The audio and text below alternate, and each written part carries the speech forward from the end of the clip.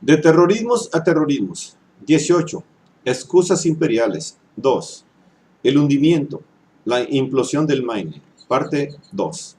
Esta es una obra del maestro Héctor Alejandro Mora Gallardo. Un colaboracionista, el jefe de la delegación cubana en Nueva York, Tomás Estrada Palma, en una carta fechada el 29 de enero de 1898, refiere que todo está preparado desde Washington para imponer la paz y el orden en la isla, y así dar paso a la prosperidad que vendrá al promoverse las inversiones norteamericanas.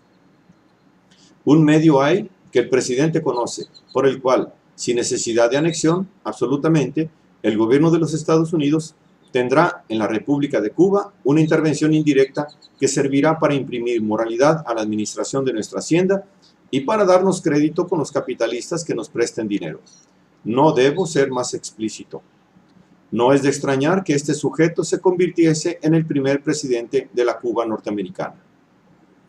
En abril de 1898, por la enmienda Teller, los Estados Unidos fijaban su posición aseverando que no intentaban anexionarse a Cuba.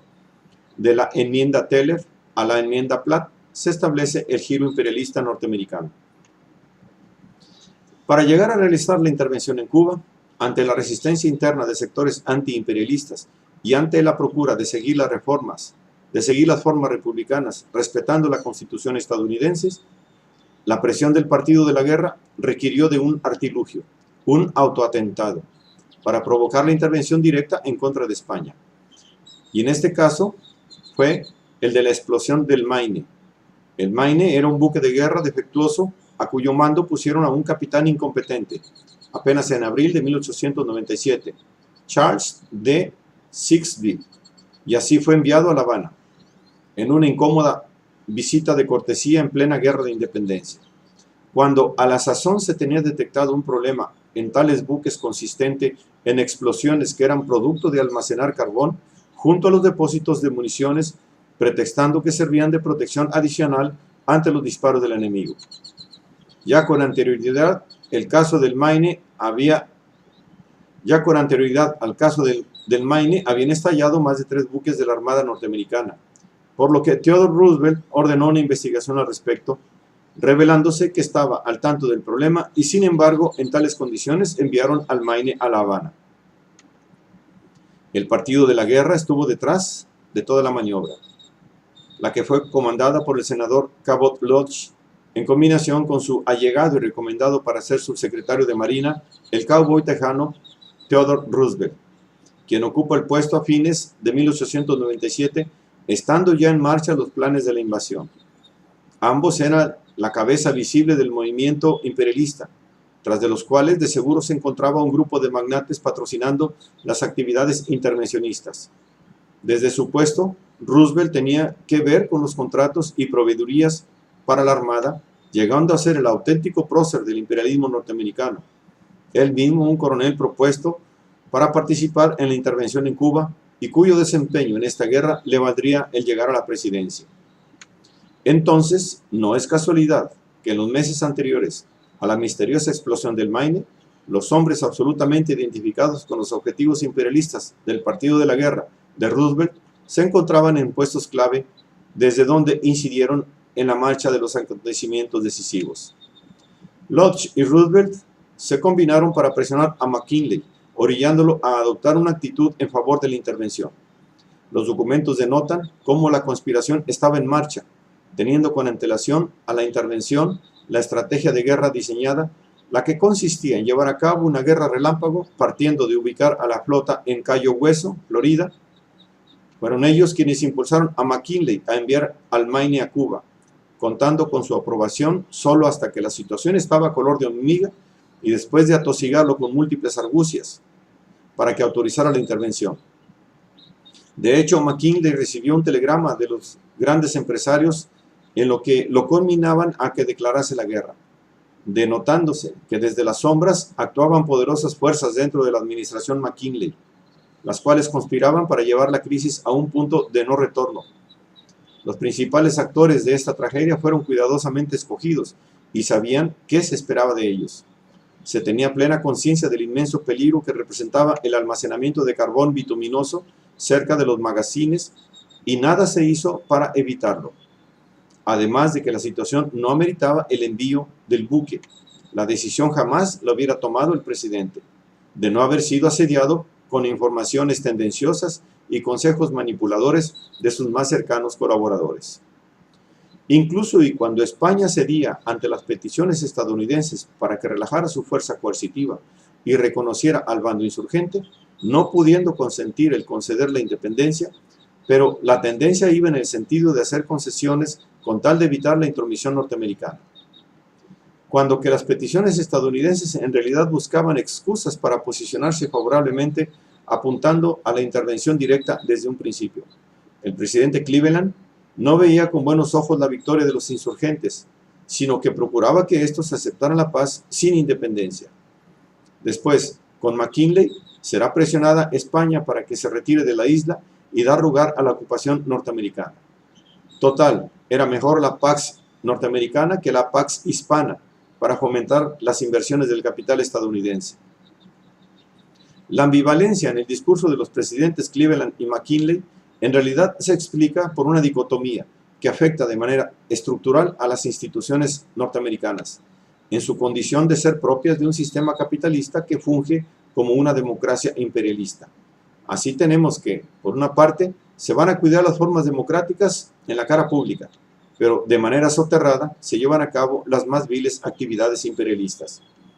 Así pues, McKinley accedió a realizar la intervención, pero como otros presidentes norteamericanos, vacilaba requiriendo de un pretexto tangible para lanzar la invasión, para que ante los ojos del mundo los motivos fueran aprobados por los protocolos diplomáticos, por lo que se hacía necesario una acción conspirativa, una acción bélica atribuida al bando opuesto que detonara la guerra.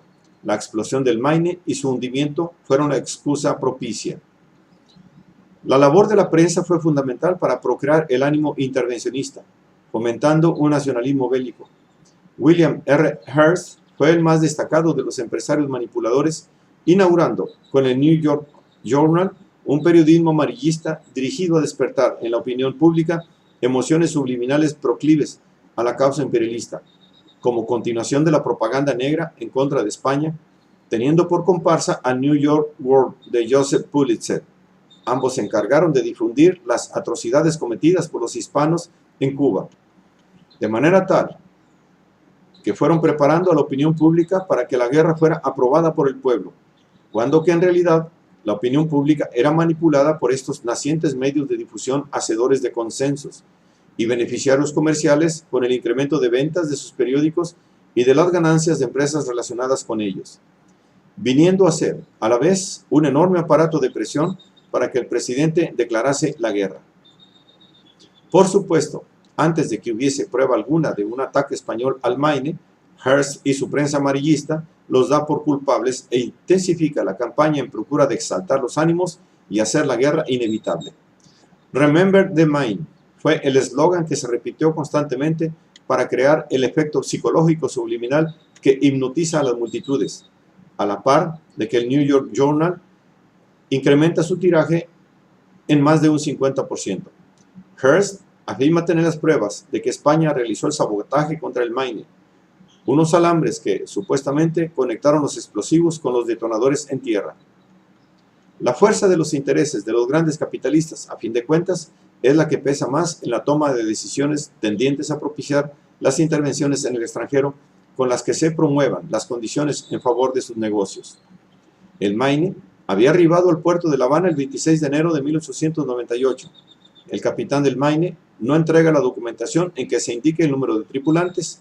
Así pues, el número de marinos muertos en la explosión quedará incierto. Son las propias autoridades de la Marina norteamericana las que manejarán las cifras. Como la situación estaba en calma, los soldados pasan a tierra. Otros buques norteamericanos anclaron junto al Maine. El dilema radicaba en cuándo iba a explotar el Maine.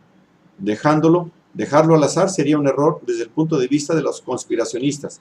Así que lo más probable fue el que una detonación iniciara la explosión del almacén de municiones junto con el incendio del depósito de carbón. El 15 de febrero se produce la explosión y por consiguiente el hundimiento. Oficialmente se reporta que los oficiales mayores se encontraban en ese momento a bordo del buque. pero por supuesto que el capitán y los oficiales principales estaban ilesos. Según otra versión proporcionada por un testigo, el Andomando se encontraba al momento de la explosión en otro buque norteamericano, el City of Washington, para cuando otro navío llamado el Cushing había sido enviado supuestamente para avituallar al Maine, al mando del cual estaba el capitán Albert Glivers, un experto en artillería naval y en la producción de torpedos de precisión, teniendo como superior al teniente comandante William W. Kimball, destacado oficial de inteligencia de la Marina, autor del plan aprobado desde 1896 para aplicarse en caso de estallar una guerra contra España. No son hechos fortuitos, indican una intención y una tendencia. La versión oficial estadounidense proclamada por la Comisión Sampson, que se encargó por parte del gobierno norteamericano de indagar el atentado, no pudo demostrar la pretendida culpabilidad hispana. Todo quedó en un vago. Algo externo provocó la explosión inicial en el Maine, que a su vez produjo una segunda explosión.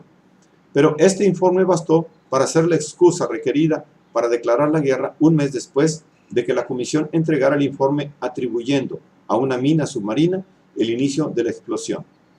En 1910, otra comisión norteamericana, en este caso llamada Breland, pudo hacer